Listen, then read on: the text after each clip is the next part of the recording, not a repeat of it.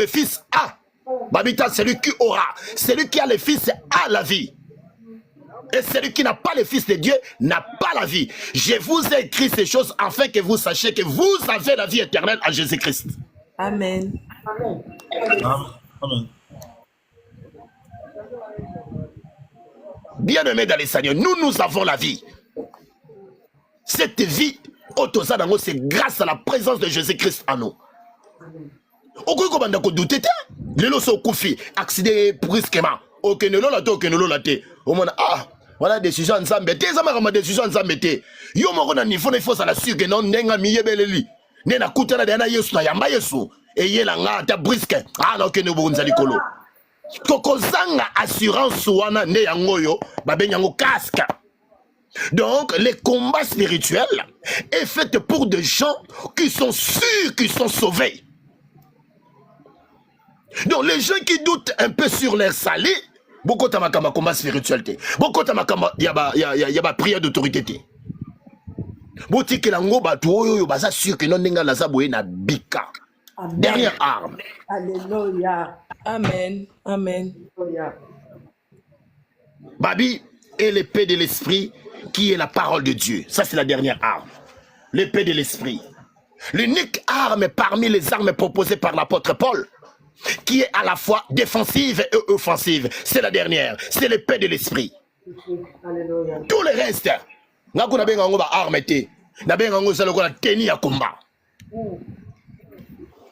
bien aimé dans les seigneurs, je dois sentir que sans Jésus, sans sa ceinture. Au sommet dans le film, il y a une guerre à récupérer ceinture na ko bomana ngo batu. Abandi osango guerre. Non. Tolongwe na ceinture. Toye na arme mususu.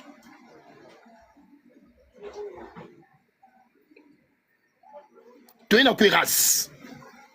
Cuirasse c'est ça le la tenue. Nani ngo sa banda la film ya guerre penzo moni muto bandi ko ça la guerre na tenue na ye. Obamba batu tenue batu ba kufu.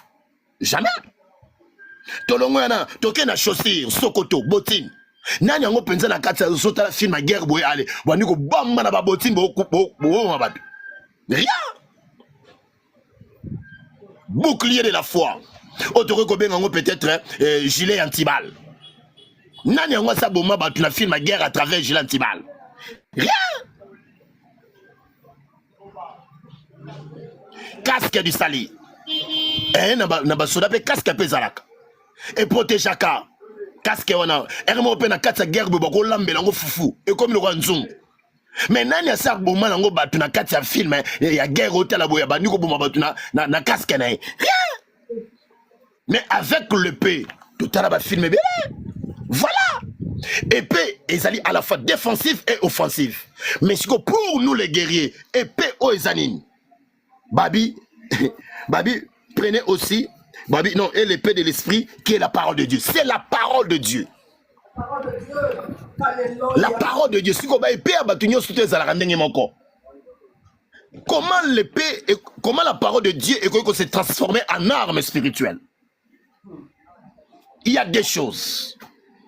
Il y a premièrement la connaissance, de la mise en pratique de cette connaissance. Pour que la parole de Dieu et comme arme panayo, il faut réunir ces deux éléments. La connaissance et la mise en pratique. Ce que ça moko et simbate. Bien aimé dans les seigneurs, les occultistes connaissent la parole de Dieu, oui ou non? Oui. Est-ce que la parole de Dieu en pratique? Non. Voilà pourquoi les occultistes, jamais dans leur vie, utilisent la parole de Dieu comme arme spirituelle. Pourquoi? Parce que Zangi et les mamans, ils ne mettent pas la parole de Dieu en pratique. Les fétichistes connaissent la parole de Dieu? Oui. Est-ce qu'ils mettent la parole de Dieu en pratique? Non. Il y a moins bien aimé dans les seigneurs. Il faut aimer la parole. Il faut méditer la parole. Il y a la Bible, c'est comme la Bible, na psaume, je pense, premier. Et c'est la moto, oyoyo, attends la kate selon le conseil des méchants. Ouais, avant d'accater en compagnie de mon cœur. mais qui trouve son plaisir dans la loi de l'Éternel et qui la médite et non lire. Il y a une différence entre méditer et lire. Et qui la médite jour et nuit. Bien aimé, il faut te méditer la parole. Et à part la parole, Bible dit, ne vous bornez pas seulement à l'écouter, mais mettez en pratique la parole de Dieu. Quand on réunit les deux éléments, la connaissance et la mise en pratique, c'est alors que la parole est comme arme. Rappelez-vous, Nabitumba, oh Jésus-Christ allait qui ça après Genèse 40 jours et 40 nuits. Mais c'est l'arme que Jésus-Christ avait utilisée. Et ça à la fois défensive et offensive. Il est écrit, il est aussi écrit. Le combat spirituel, et ça combat à la parole de Dieu. Il y a une formule, peut-être semaine prochaine. Parmi les sortes de prières, la prière, Bible ouverte. Oso kene na losambo lokola avocat azali ko kene na procès a préparé déjà na robeta o so que résister les pas dans ceux qui s'allient à KO. Mais tu dois connaître la parole de Dieu. Tu dois connaître la parole de Dieu. Je connais la Babylone surtout toutes ces armes. Et nous avons qu'à faire Jésus. La ceinture, c'est lui-même Jésus.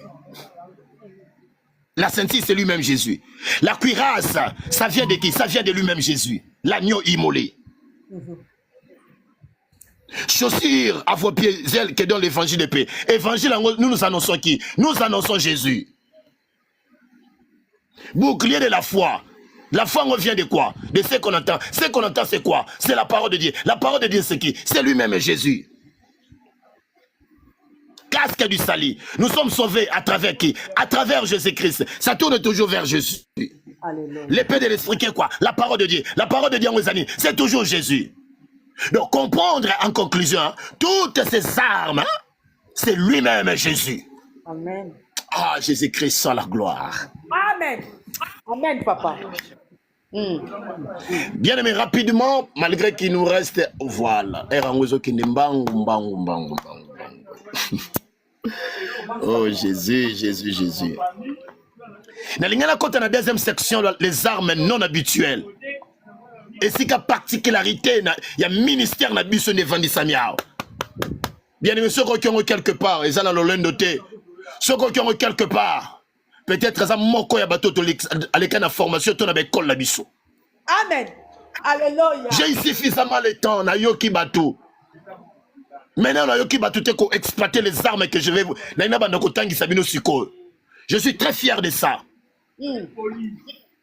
On pouvait donner ça dans 8 clos, mais tu es tout dans les réseaux sociaux. Nzamba Pambola, les organisateurs, les responsables, les abakouk. Pour cet amour, il y a une richesse sur les réseaux sociaux. Motonio sans soinaï, à exploiter naï. Vraiment. Vraiment, papa. Oh Jésus. Boteng la biso Apocalypse, chapitre 8, verset 2 à 5. Apocalypse. Boteng la biso penza. To bandele là. Apocalypse 8, 2 à 5.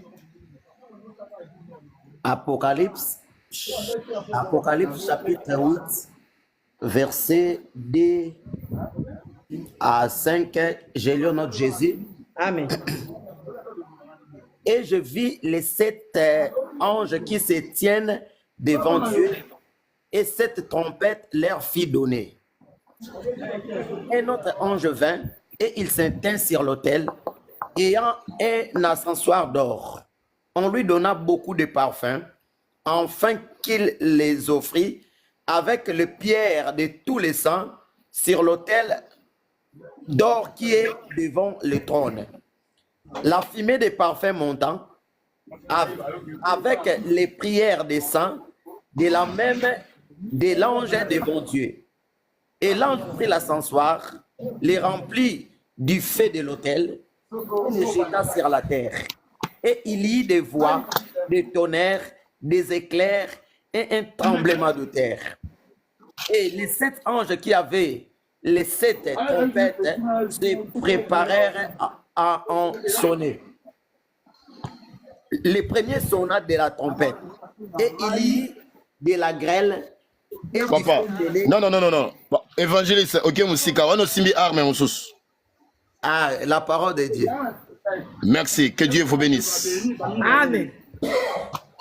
Bien aimé, si on a continué la rubrique, il y a arme dite d'Apocalypse. Suivez très bien. Peut-être que ça ne pas la liboso yo comme Kambo, bando bandiko sambela.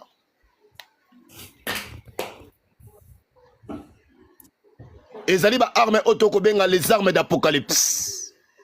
Bien aimé, nous d'abord parler sur le livre d'Apocalypse. Livre Apocalypse, c'est ça livre batebele balinga kotanga ngomingite babanga ngo. Bakala kala kutu ba Nouveau Testament mususu tu ba Bible mususu ba na kotekela batu ba longola déjà Apocalypse. Et bande ozalaka batu moko bosongolo batanga livre Apocalypse. Ça c'est, je suis en train de faire l'introduction sur l'Apocalypse en rapport avec les armes d'Apocalypse.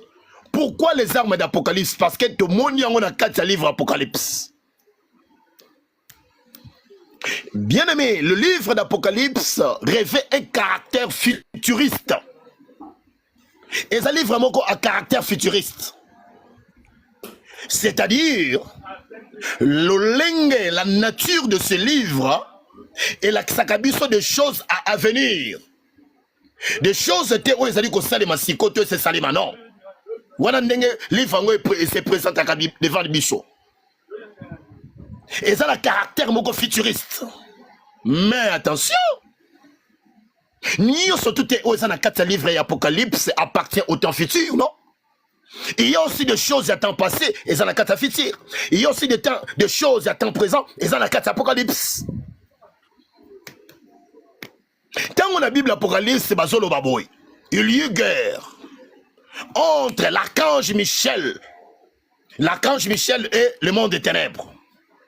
La Bible dit que l'archange Michel et ses anges combattirent contre les dragons. Mais leur place ne fut plus trouvée dans le ciel. Il fut précipité. Le diable, Satan, la Bible terre. Diable, Satan, le serpent, c'est le grand dragon. On appelle ça 4 grandes manifestations. Il fut précipité sur la terre.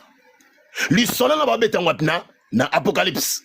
Mais cette histoire-là, elle a futur temps, elle a présent temps, elle a passé.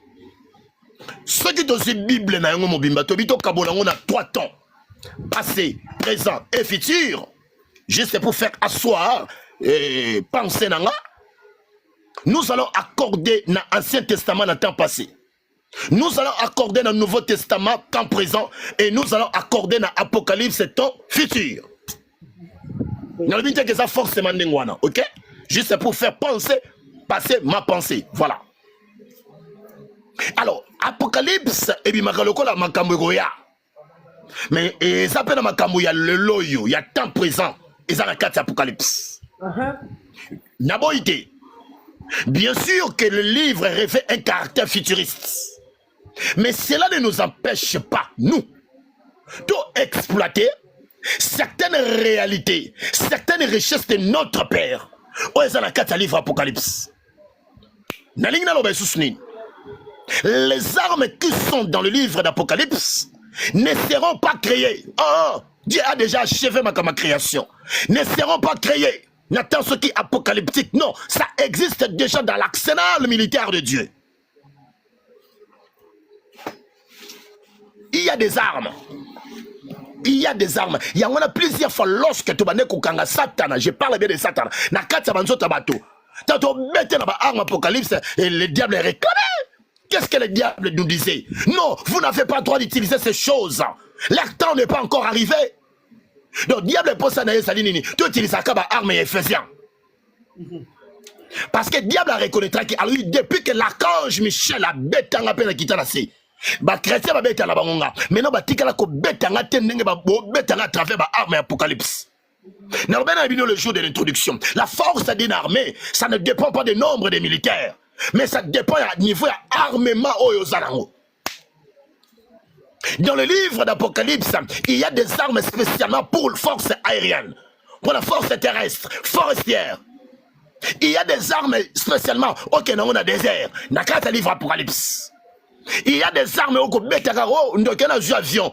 Dala, Kobeta bibete la te. Et il y a des armes spécialisées. Kakapona ba, ba oetamu la likolo. Oya so na nzela mai. Et ça ba arme pour na nzela mai. Et puis ba mai ngo pesa ko kabwana.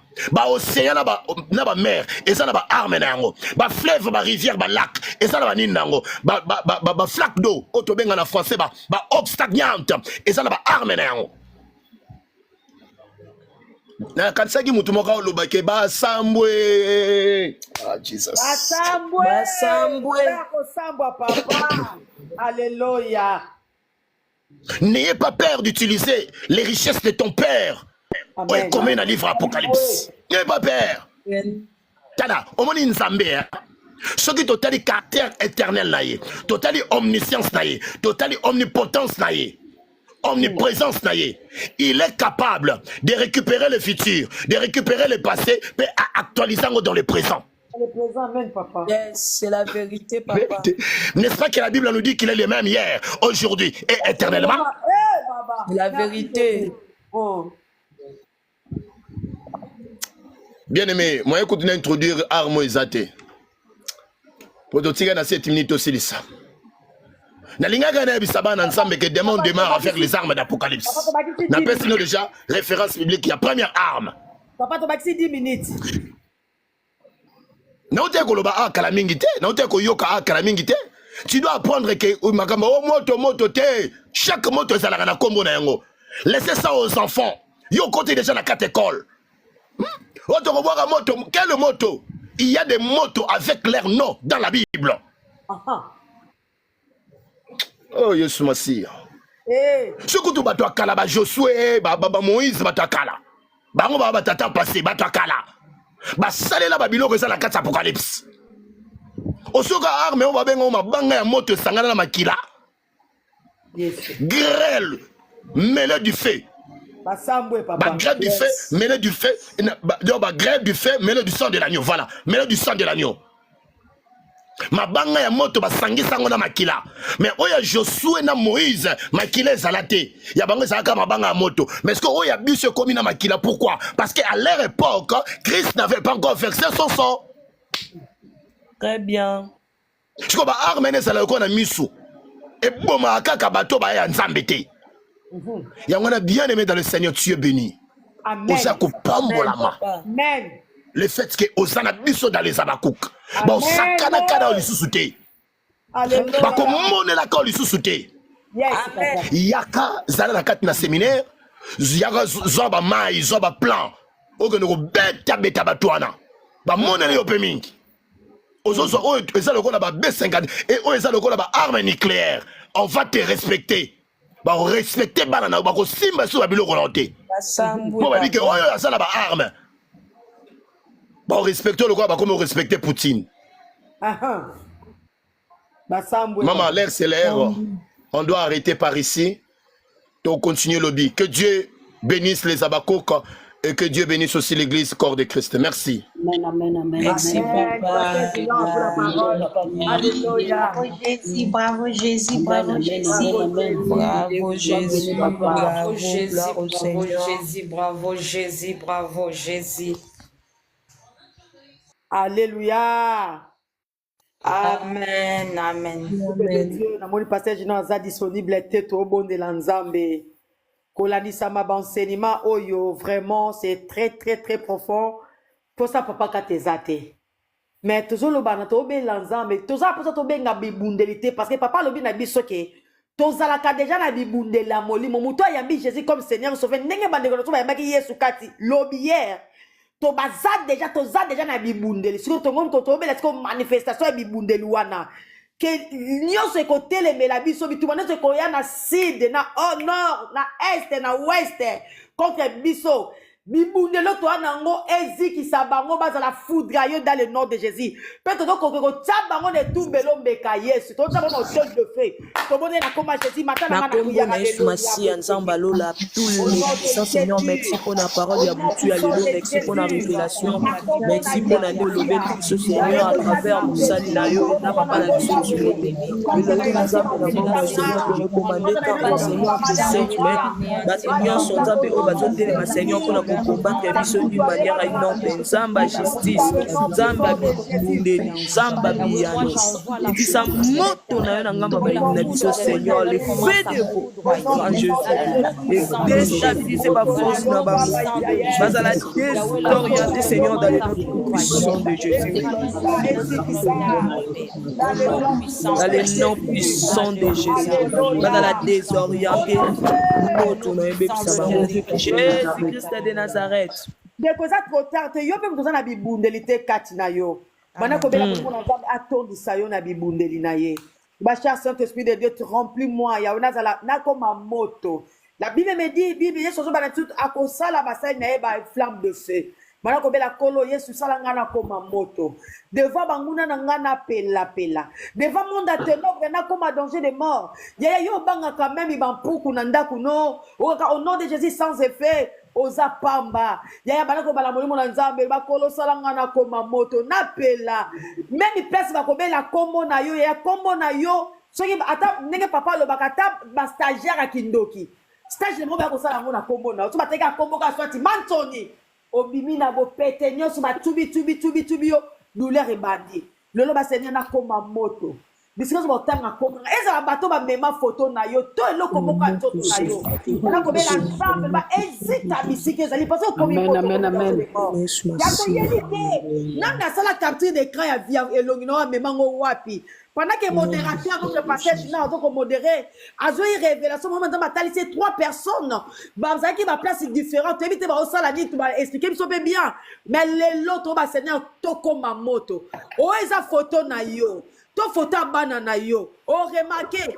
yo otungisa ba botu no te me bana no ba otungisa yo au nom de Jésus yo sala ba botu no pasi te me tala lelo via bana na on ba osalo pasi ya ba seigneur bana nga ba koma moto to pela et ça peut-être ba prière ozo sala te me leki moto so ba yepa na ba dende ba kepa bana ba moni vidi moko ba koti ba komo comme ça bana ba teti bana ba to mela biloko yo mela même te pas na vie le ba seigneur même bana na yo ba koma moto même ndaku ne koma moto ya ba caméra cachée na bango ya ezika ba tsene na koma moto nyonso nange koma moto to boni na koma Jésus alléluia Mata na prière à Dieu. Moto Seigneur. N'a comme moto Jésus. Sois une flamme de feu, Père éternel. Seigneur Dieu puissant na comme moto. Ce qui va être moto. Le fait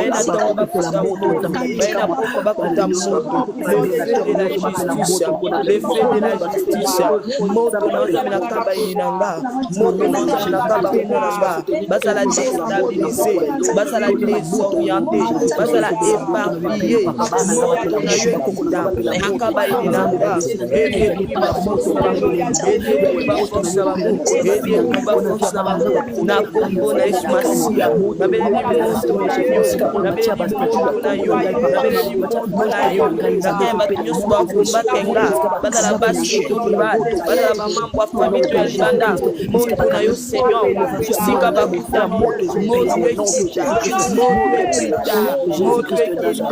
Jésus-Christ de Nazareth.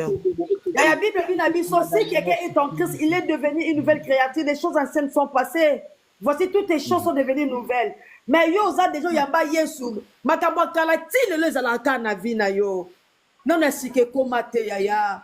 Ya bana ko no batko na molimo na nzambe le ba seigneur bibundelo zanango ba seigneur bibundelo ngana zanango e bana ko sala alléluia ya ozana bibundeli kati no mezo ko yeba ko utiliser ngo te peuple de Dieu ozana bibundelo za même na tina kuta ko eza ba mususu oui eza ba dege mususu ya losambo eza na do benga mosai na nzambe poto bonde la polo boko na bible yo ayano ra libonde la ba salde même yo moko eza ba mususu yo moko po bondeli o kamo miracle salami parce que ça na bibundeli kati na yo peuple de Dieu bibundeli za pa na yo bane ko sante ba seigneur bibundeli o tsakati na nge bana ko se manifester ya na koma papa lobi o koma lo ba arme ya Ukraine ko le quand même ibango ba seigneur na koma moto bibundeli o tsakati na nge bana ko se manifester o bandoki o ba lelisa kanga na vie bana ko tanga be ba ane oyo lela ti lelo zo lela kaka ba seigneur ça suffit alléluia ba seigneur ça suffit jusqu'à quand Bibelo bito ko mona bo keseni. Entre ba oba sa la kanzambe. Na ba oba sa la kanzambe te. Ya yo zo sa la nzambe me bo keseni non de suite ba sene lelo. Suka lelo bokese ne kota na vie na nga. Que le monde ateno baba yeba ke no asale la kanzamba solo. Bangunya na nga batino so batanga ka komo na nga na ndenga mabe. Batino so batoko ko sala ba na komo na nga batoko ko loba ko ba komo na bazamba na bibale. Na bilangi na banzungu na bango basenya ba yeba ke na nzamba solo. To ba bela komo no ya obimaka. Mais ko bana lelo komo no so ba beli komo no yo bima moto so siksa ba panzana. To bone na combat Jésus. Jésus-Christ, nous avons la moto, nous avons fait éternel, Seigneur,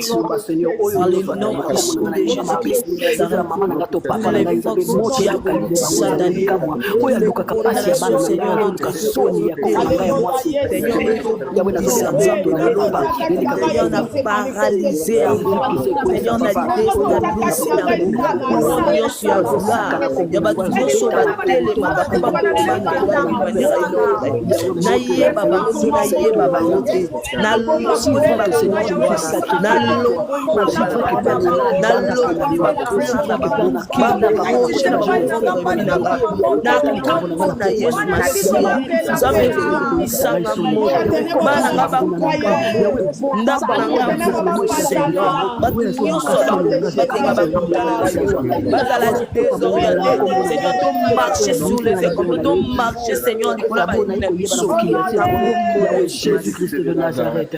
Tous comme ces personnes qui gagnent dans mon makasi, Jésus-Christ gagne toujours. Jésus-Christ gagne toujours.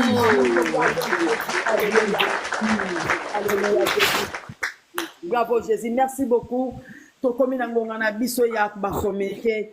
Pour ça le sambo eza mais suite il y a temps quand ne papa msa lobi to respecter ngonga. Pour ça ensemble les a mais nana bala mwana nzambe moko biso to kati na Yesu asili na biso te.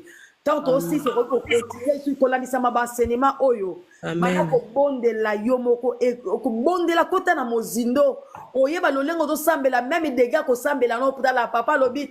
Tout ce qu'on a fait Éphésiens, il y a quelqu'un qui a Apocalypse. Alléluia. La table bunde la molimo, babu bunde nanga molimo uta Yesu atakati nanga banda kosala. Ozala ezaka mutu aza mwana mokonzi mais okenaka kosenga biloko yebi na valeur na ote kozala mwana mokonzi. Bato ba okabelo biloko yondo fo pesa ba biloko na bazwa ngo pana bino mais moko bimana ndako no yebi te biloko neza ya bino. Neti yozali peuple de Dieu. Toza bana le roi de roi toza na bibundeli kati na biso jamais banguna na biso bakozala ka kolonga biso avant dit so aza posa abwaka maladi na tonga abwakelo mwana na 6h alelisi lelisi après 18h longola mwana mabi pema donc à tout moment aza na posa alelisi à tout moment aza posa sekisio yaya ça suffit. Parce que dans le moment où tu as fait la prière, dans le sambo, tu as fait la monde à ténèbres, yaya, zangi kimia basambo. Le basi que non basambwe. Basambwe. Babanguna nanga basambwe. Basambwe avec motion très bien. Comme on a essoumasi avec les médias. Ok, to komina suka to le karaba communiquer na biso. Kozo yamba bande ko ba yemba la suka to le karaba communiquer na biso. Peuple de Dieu, nous sommes les ministères des Abakouk. Peut-être yemba na liboso vraiment osana une bonne adresse moi na nzambe parce que ba enseignement boye mutako ko vanda tina suke zaka moi na nzambe parce que so za pele na ngambo wana po vanda na ba enseignement o comprendre ngote faut za la ka moi na nzambe ya pour comprendre que non c'est le temps. Ça c'est moi. Enseignement même les païens. Même si on a yo tantôt plutôt un pied dedans, un pied dehors, à cause de l'enseignement, oh ya, tala, yo mon balozo makonomi balozo na kata les abakou obite tika na zelanza betle tango nzambe zabia. Ya ko wele la tante ko sauter le betapité. Nzambe daya tango nyoso to na ngota nzambe zabia.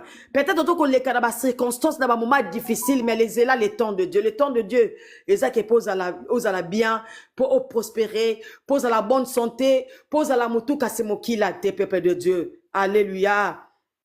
Tout ça, on a de 6h à 7h culte matinal chaque jour du lundi au vendredi et de 18h à 19h30. Tous les cas, moi, je passé tout ça dans le séminaire. Alléluia. Dans le séminaire, pendant ces 2 semaines, et on a notre papi.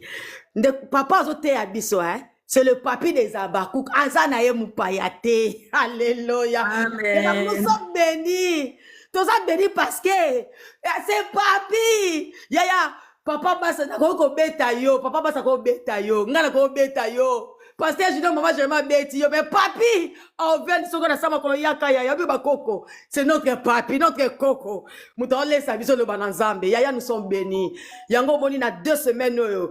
Ah, Yaya Kozangate. Na vraiment Zamba Pambo, la bande konoso, bazaki, on a pour nous partager. Vraiment, et que bien. Le lot peut-être ok bien. L'obi surtout continue. Tu vendredi, ton les calcium, le linga lelo. Tu continues toujours. Peuple de Dieu, moni. Ndeko kabela kembongo tout le temps ça m'a bêté. Et ça bien. Camarade no linga mingo subo sunga na keza bien. Mais les sungi ko pese na poko lelo ya ko partager les po obengi na TV c'est que non partage na tindelio. Zala nanga na Hollande la haute. Zala na Cataline. Peuple de temps ko ya a Hollande Mathieu du jusqu'à la fin. Yaya o pambolo. Yeka ka pamba te même moli monanza même nzamba a osepela nonza mepe akozanga te ko sala obolamo. Ndeko nazo ba témoignage lelo mi balé 2 témoignages. Kaka ba partage ndeko moko lobi nga ba partage la partage na kota ate mais jour ba partage la nga na 6 heures.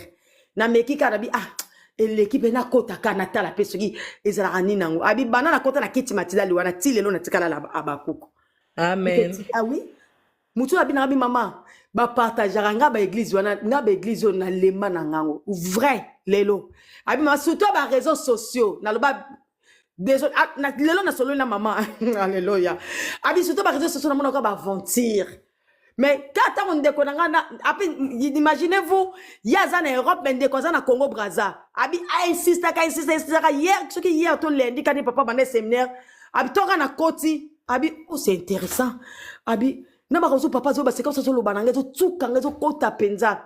Abi maman après na lundi lobby amoni lobby kana koma maman na posa numéro na yo na posa prière. Mais na baya ki déjà tant on solo nandeko abaya ki pena cerveau parce que aza dessus na makambo belé mais na les abakou ka se retrouver peuple de Dieu s'il vous plaît to partager ko bomba ngoka yo moteza na ngo se multe eza na ngo sosote eza na ngo lipate partager lo pona ndeko mususu po aya le bananzambe neza vie le bananzambe neza nzela o eko sala ke non lobito kota peto lobito kuta na biso na royaume des cieux nzambo zanga to sala biso bolamu to bo sana télé 25 novembre to bandi 21 jours à jeûne et prière. Donc il n'est qu'à papa tous en séminaire tu sous papa séminaire biso peto bandi jeûne et prière et les 14 décembre tous en a veillé pour la bande kono so ba osenga adresse ba fiche zo bi makalamik te ya veillé toto aussi sa séminaire toto banda tous en a ba fiche ya veillé les 14 na adresse na biso et vous allez déjà bien à veiller ko banga te merci beaucoup ba papa lukusa ba bande kono so benginga ba maman na biso Chantal bande kono so misika o ba senga ki adresse pour ba beta na ba GPS bo ya facile. Tant affiche zo bimga pena na kangi adresse bien te mais le kola ba papa ba sa de ba affiche tant ko bima adresse ekozala wana bana bande ko Lyon za mapambola biso no so batu bazali libanda pe toko ya na veiller ekozala bien makasi nzamba zanga to sala so bolamu to komi na suka na zo pesa lelo na poko to za na 12 leçons nzamba pambola papa nzamba pambola vraiment papi alobi batu babenga kié les abakou ba ka ma papa il faut se reposer na 12 leçons na séminaire. Vraiment, franchement, ce n'est pas facile. Tout le monde s'en a pété papa Zaïe Moko. Ce n'est pas facile. Ce n'est pas facile. Azobima, mora ke gauche, ke droite, n'a pas quoi faire zonga. Pour nako, laisse la parole de Dieu, à 22h30 aussi, 22h encore, au zongi na eli susu. Na ebi ke ti souka, les abakou, na sepela, na biso pour tout violent. Tout ça, quand on met ça, na, pour, to biso, to profiter na lipambo, liango, na pesi, malba papa, pour apambo la biso, na poko, lelo, merci beaucoup. À Jésus-Christ soit la gloire. Prions. Amen. Mokonzi Yesu Christ, topesi merci pour za malamu. Olingi biso pe manifester bolingo na yo na nzela la kotindela biso maloba oyo. Amen. Pambola moko na biso asili koyoka mateya oyo. Pe tobondi na maboko na yo continuité na yango ya lobi kino tokosukisa na fin ya semaine prochaine. Yahweh Nzambe totiki programme ya enseignement ya préparation à la délivrance autrement dit 12 leçons ya 22 heures na maboko na yo. Pesa biso sumakasi mposa pentango po tutoka kozala elongo. Na pamboli ministère les abakok na pamboli bakambi na yango pe kimia na Nzambe eumela na biso pe na mabota na biso. Kati na kombo na Yesu yazani kolo pe mosikoli malamu nde banso tolobi Jésus-Christ gagne toujours. Jésus-Christ gagne toujours. Amen. Amen. Que Dieu nous bénisse abondamment. Merci. Merci beaucoup, papa.